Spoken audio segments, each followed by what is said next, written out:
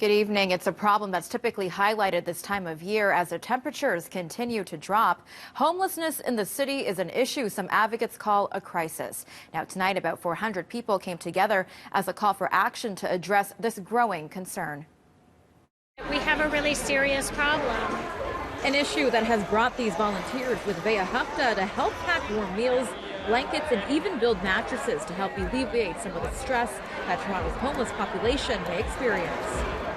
Mats that are woven out of discarded milk bags. So we've had a donation when there's a misrun on one of the milk bags.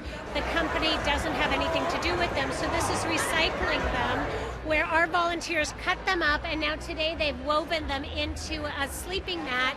The organization hands out items to about 100 people living on Toronto streets daily. Barbara Berryman is volunteering knowing the struggle all too well, having lost her job, then her home after a head injury, spending about 1 year without shelter. I carried myself so well.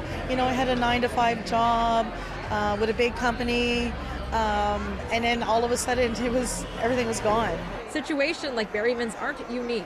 According to the city, about 6,000 people rely on the city's shelter system, which is at or over capacity every night, despite Toronto adding 2,500 beds to its emergency system since 2016.